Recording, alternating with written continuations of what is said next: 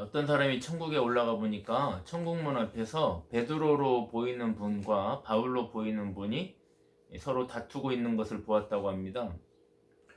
천국문 앞에서 왜 베드로와 바울이 다투고 있는가 가만히 살펴보니까 그 이유가 베드로는 천국문 안에서 천국에 들어오는 사람들의 숫자를 이제 카운팅하고 있고, 바울은 천국문 정문에서 이제 사람들을 테스트해서 천국문 안으로 사람들을 들여보내고 있는데 그 숫자가 맞지 않는 겁니다. 정문에서 카운팅하는 것과 안에 들어온 사람들의 숫자가 맞지 않는 겁니다.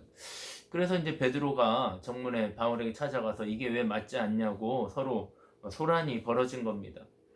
그래서 베드로와 바울이 영문을 알기 위해서 천사들을 보내서 천국 외곽을 이제 담벼락 주변을 한번 순찰해 보도록 하였습니다.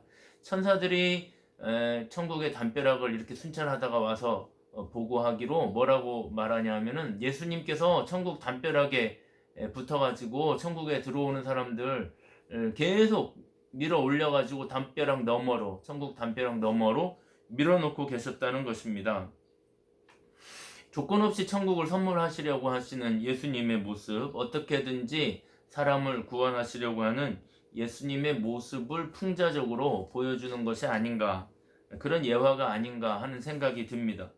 사랑하는 여러분, 오늘도 예수님께서 우리를 구원하시기 위해서, 우리를 보호하시기 위해서 애쓰고 계시다는 사실을 절대로 잊어버리시면 안 됩니다. 오늘 말씀도 보니까 초막절 명절이 끝난 뒤에 예수님께서 예루살렘 성전에서 일어난 일을 다루고 있습니다. 오늘 말씀의 내용도 그런 주제입니다.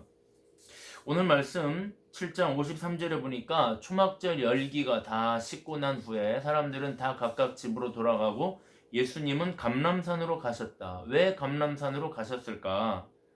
아마 예루살렘에 마땅한 숙소가 없어서 여우도 굴이 있고 하늘에 나는 새도 보금자리가 있는데 인자는 머리 둘 곳이 없다, 이렇게 말씀하신 예수님의 말씀처럼 예루살렘에 숙소가 없어서 감람산으로 가셨을까? 그렇지 않을 겁니다. 아마 예수님의 행동 패턴을 우리가 좀 유심히 살펴보면 예수님은 아마 그날 저녁에 기도하러 산으로 가셨을 겁니다. 예수님은 예루살렘에 오시면 늘 감람산에 가셔서 기도하셨습니다. 거기에는 예수님만의 기도 공간이 따로 있었습니다. 예수님이 돌아가시기 전날 밤에도 예수님은 감람산 겟세마네 동산이라는 곳에서 기도하셨던 것입니다. 아마 거기서 예수님은 하루에 열기를 식히는 기도를 하시고 또 아침에 하루를 여는 기도를 하셨을 겁니다. 예수님은 늘 기도로 마무리하고 기도로 아침을 여는 그런 루틴을 가지고 계셨던 겁니다. 사랑하는 여러분, 우리의 삶이라는 것은 24시간 365일 계속되는 것이 아닙니다. 하루를 살고 나면 저녁이 오고 아침이 오면 또 하루를 사는 것입니다. 우리의 삶은 저녁이라고 하는 삶의 마디마디가 있기 때문에 휴식도 하고 그러면서 재충전을 해서 다음 날을 맞이하는 겁니다. 그래서 우리의 삶은 그 마디가 되는 시간, 그 하루의 열기를 식히는 그 쉼의 시간에 무엇을 하느냐에 따라서 그 다음날의 삶의 질이 결정이 됩니다. 술을 거나하게 마시고 잔뜩 취한 다음에 잠자리에 들면 지끈거리는 두통과 함께 피곤한 아침을 맞아야 할 것입니다. 그러나 기도로 하루를 마무리하고 기도로 아침을 여는 사람들은 상쾌하고 신선한 하루를 살게 될 것입니다. 예수님은 기도로 하루를 마무리하고 기도로 아침을 시작하는 분이셨기 때문에 예수님은 날마다 새로운 말씀과 날마다 새로운 컨디션으로 새로운 사역을 하실 수 있었던 겁니다. 나는 저와 여러분의 하루하루가 늘 이런 하루가 될 수 있기를 축복합니다. 그렇게 밤을 보내신 예수님께서 다음 날 다시 성전으로 들어가셨습니다. 성전에 들어가셨다는 말은 지성소나 성소에 들어가셨다는 말이 아니고 아마 성전 마당에 가셨을 겁니다. 그러자 사람들이 어제처럼 또 모여들었습니다. 예수님의 말씀은 워낙 탁월하고 당시의 기존의 종교 지도자들과는 뭔가 다른 아주 은혜롭고 매력적인 어떤 느낌이 있어서 사람들은 계속해서 예수님을 찾아왔습니다. 그렇게 예수님의 말씀을 사람들이 모여서 듣고 있는데 갑자기 소란이 벌어집니다. 어떻게든지 예수님을 체포해서 당국에 넘기려고 하는 종교 지도자들, 오늘 본문에 보니까 서기관과 바리새인들이 예수님에게 올무를 놓기 위해 현장범이라고 주장하는 한 여인을 끌고 예수님에게 나타난 겁니다. 그 현장범, 현행범이라고 지목되어 끌려온 사람의 그 죄목은 다름 아닌 간음이었습니다. 간음하다가 현장에서 잡았다고 하면서 예수님에게 데리고 온 겁니다. 저는 이 사건이 다분히 조작됐거나 왜곡되었다고 생각합니다. 왜냐하면 그들이 들고 나온 현장범이라는 자의 죄가 바로 간음이었기 때문입니다. 여러분도 아시다시피 간음이라고 하는 죄는 혼자 짓는 죄가 아닙니다. 도둑질이나 강도 상해는 한 개인이 저지를 수 있지만 이 간음이라고 하는 죄는 반드시 상호간에 이루어지는 죄입니다. 단독범이 아니고 반드시 두 명이 있어야 구성이 되는 죄입니다. 그런데 훨씬 더 간음의 주체자였을 남자는 빼돌려졌는지 도망갔는지 알 수 없고 도움의 손길을 뻗을 수 없는 이 가련한 여인만 잡혀왔기 때문에 이 사건은 예수님의 가르침이 정말 궁금해서 하나님의 뜻이 정말 궁금해서 정말 바른 판결을 얻기 위해서 예수님에게 온 것이 아니고 예수님에게 올무를 씌우려고 하는 목적을 가지고 다분히 조작되고 기획된 그런 사건이라고 하는 생각이 드는 것입니다. 소위 종교 지도자들이라는 이 사람들은 지금 다른 군중들이 다 볼 수 있도록 이 여자를 일부러 모욕을 주기 위해서 군중들의 복판에 세웁니다. 그리고 핏대를 높여서 예수님을 고소합니다. 우리가 굼과 옥조처럼 여기는 모세의 율법에는 이런 여자를 돌로 치라고 되어 있는데 당신은 뭐라고 하시겠습니까? 여러분, 정말 사악한 질문이 아닐 수가 없습니다. 지금 이 사람들은 이스라엘이 그 로마의 속국이기 때문에 그들에게 형사적인 처벌을 내릴 권한이 없습니다. 그래서 그들이 돌로 쳐서 죽이는 모든 형벌은 사적 형벌이 됩니다. 그런 판결을 하면 현행법에 저촉이 됩니다. 그리고 종교적으로 보더라도 돌로 치라 하면 예수님의 사랑의 성품이 훼손될 것이고 치지 말라 하면 하나님의 율법이 훼손되게 될 겁니다. 어떤 경우에도 예수님에게 올무가 될 수밖에 없는 것입니다. 예수님이 지금 공경에 처해 있습니다. 그런데 예수님께서 소리를 높이는 그들의 목소리를 뒤로 한 채 갑자기 허리를 굽혀서 땅에 손가락으로 뭔가를 쓰십니다. 한껏 고조된 분위기가 갑자기 고요해집니다. 사실 소리를 높여 싸움을 걸어온 쪽에서는 이런 고요함이 싫습니다. 그래서 다시 예수님을 재촉합니다. 성경에 보면 묻기를 맞이 아니하는지라, 이 말은 빨리 하세요, 대답을 빨리 하세요, 이렇게 재촉했다는 뜻입니다. 그러자 땅바닥에 뭔가를 한참 쓰시던 예수님이 조용히 다시 일어나 말씀합니다. 묵직하게 한마디를 하십니다. 너희 중에 죄 없는 자가 먼저 돌로 쳐라. 그렇게 말씀하시고는 다시 조용히 허리를 숙여 손가락으로 땅에 뭔가를 씁니다. 그러자 조금 있으니까 사람들이 하나둘 그 자리를 빠져나가기 시작하더니 모든 사람이 그 자리를 빠져나갔습니다. 여인과 예수님밖에 남지 않았습니다. 예수님께서 이 여인에게 묻습니다. 당신을 정죄하던 사람들이 다 어디 갔습니까? 당신을 정죄하던 사람들이 없습니까? 이렇게 물으니까 여인이 대답합니다. 예, 주님, 아무도 없습니다. 그러니까 예수님도 대답합니다. 나도 당신을 정죄하지 않습니다. 가서 다시는 죄를 짓지 마세요. 이것이 오늘 말씀의 내용입니다.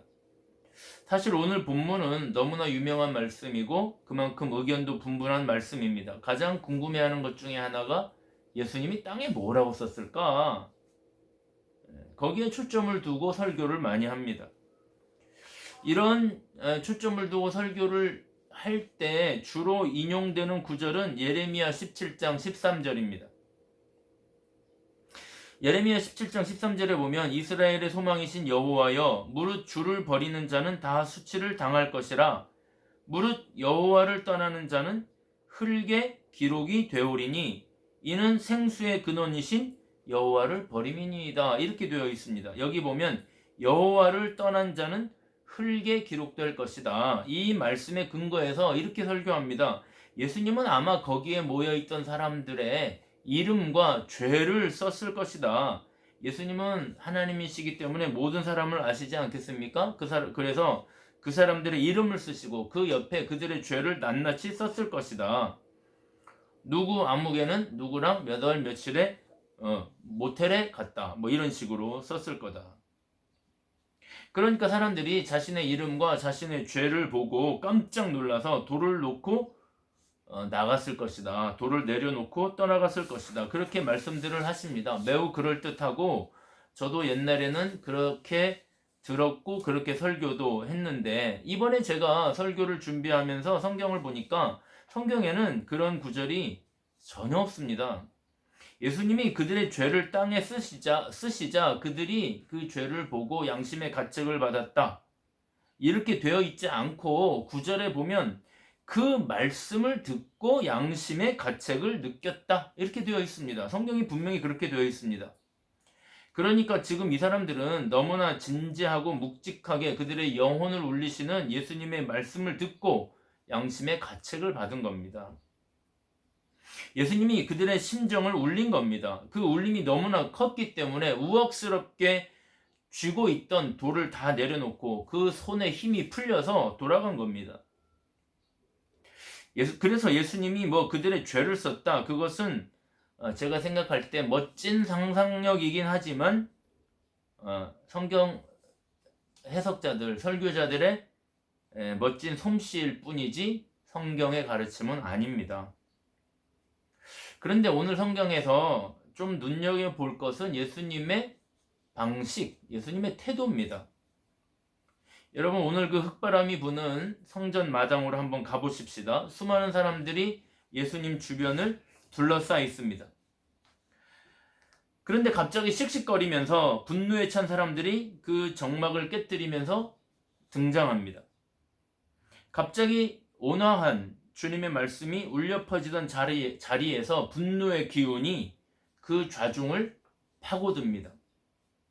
여러분 우리 인간의 마음은 온화한 마음을 가지고 있다가도 누군가가 우리의 분노를 자극하면 순식간에 분노에 차오르는 것이 우리의 본성입니다. 우리는 쉽게 분노에 감염됩니다. 덩달아 분노하게 됩니다. 이게 우리의 속성입니다. 그래서 거기에 있던 사람들도 맞아 그러면서 덩달아 분노의 감정이 생겼습니다.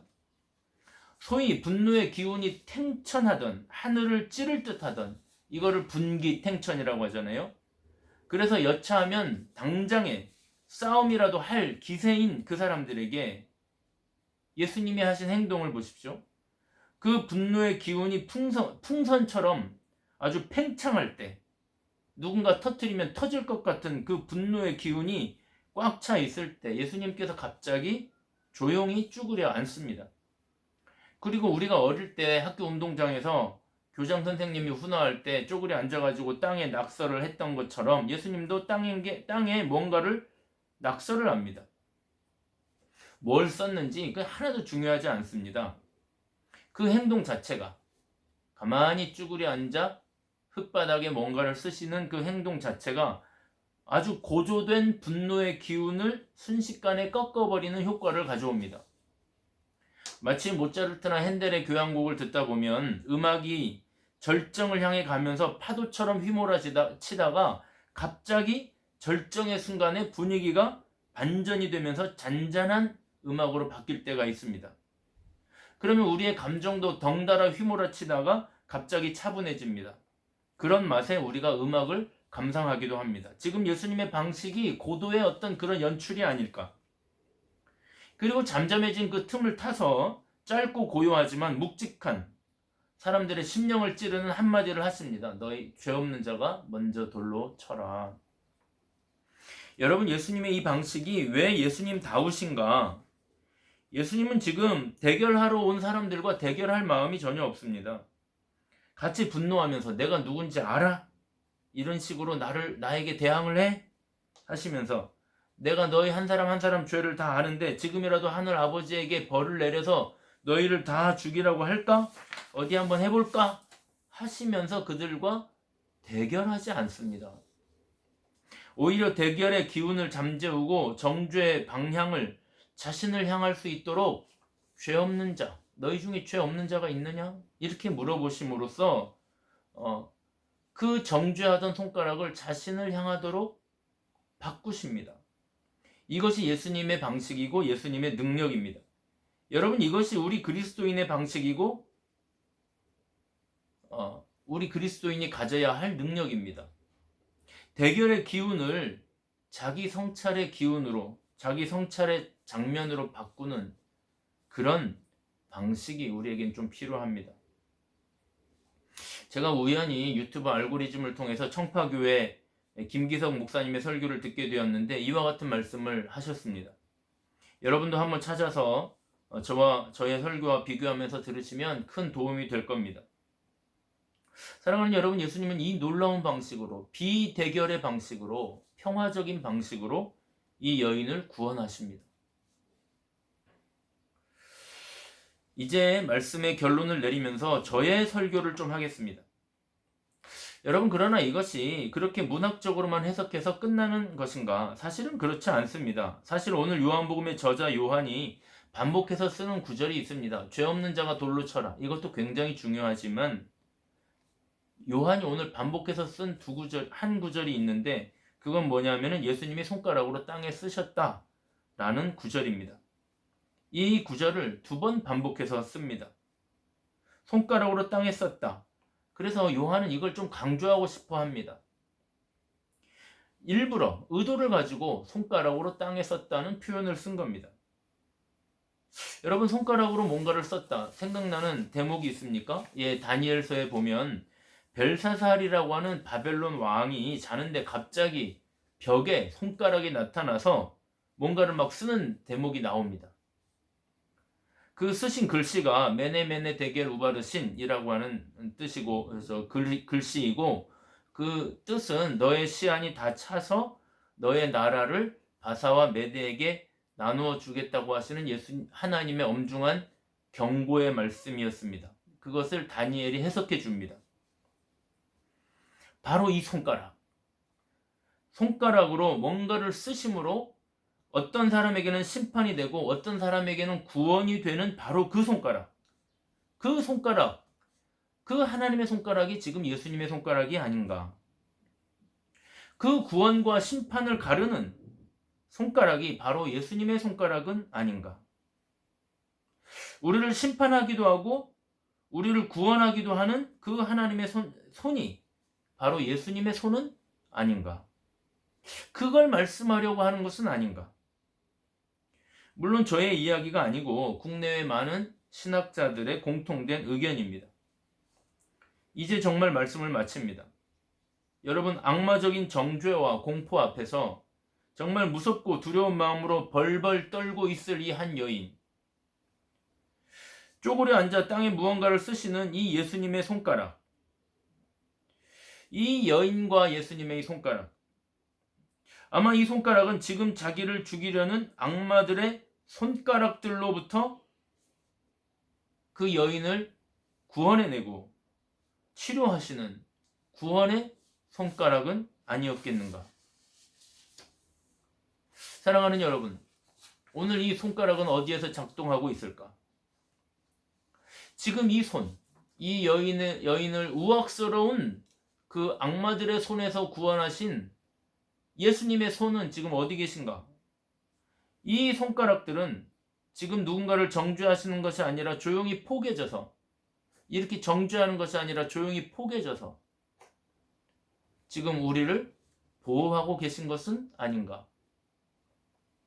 여인을 보호하고 그 여인의 영혼을 치유하셨던 예수님의 그 손은 지금 우리를 이 악마적인 세상에서 우리를 구원하고 우리를 보호하고 계신 것은 아닐까?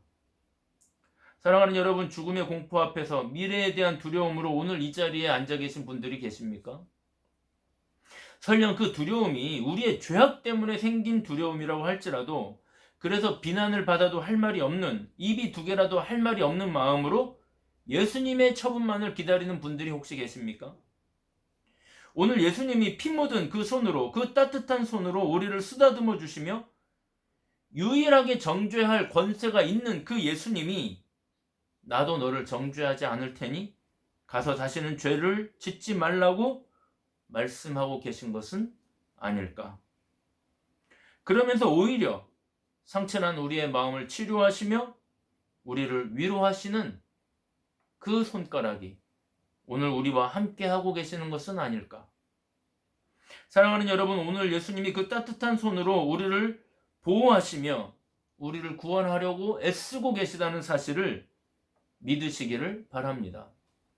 오늘 이 말씀을 붙잡고 그 예수님의 손을 붙잡고 이 험한 세상 승리하며 살아가는 저와 여러분 되시기를 주님의 이름으로 축복합니다.